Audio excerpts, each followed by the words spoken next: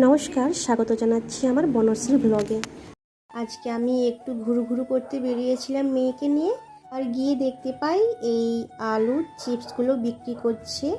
আলুকে গোল গোল করে কেটে একটা স্টিকের মধ্যে এইভাবে দেখো ভরে দিয়েছে, কি সুন্দরভাবে সাজিয়েছে।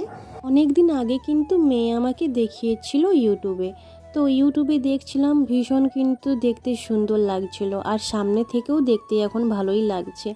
তো মেয়েকে বলেছিলাম এখানে যদি এই রকম কোনো দোকান পাওয়া যায় তাহলে কিনে খাওয়াবো।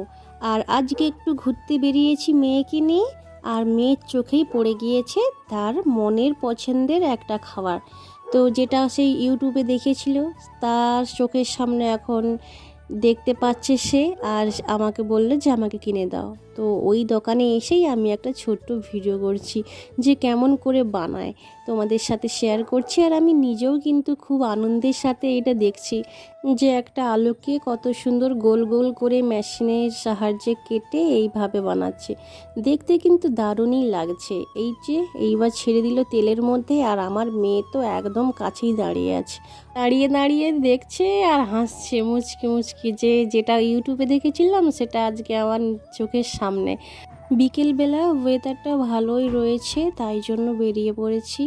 এই যে আলুটা ভাজা হয়ে যাওয়ার পর এই আলুর উপরে কিন্তু কিছু গুঁড়ো মশলা ছড়িয়ে দিচ্ছে, আর কি দিচ্ছি কে জানে, দেখতেই পাচ্ছি না, কিছু নাম লেখা নেই, একদম সাদা ডাব্বার ভিতরে কি আছে কে জানে।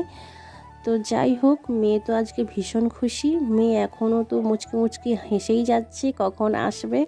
আর এইটার নাম হচ্ছে মিস্টার পটাটো লিখে রেখেছে। আর এইটা কিন্তু 3 ধরনের পাওয়া যায়, একটা স্পাইসি, একটা সুইট, আর একটা কিছু একটা পাওয়া যায়। তো যাই হোক, এটা রেডি হয়ে গিয়েছে, আর এই সাদাটা মেয়োনিজ দিয়েছে, আর এখন দিচ্ছে লবণ। আর এই লবণের পরেই কিন্তু এই ডাব্বার মধ্যে সস ভরা আছে, সসটা এখন দিয়ে দিচ্ছে। এই মিস্টার পটাটোর প্রাইসটা রয়েছে 50 টাকা, আর এটা রেডি হয়ে গিয়েছে। আর আমার মেয়ে দেখো হাতেও নিয়ে নিয়েছে, নিয়ে দেখছে আর হাসছে।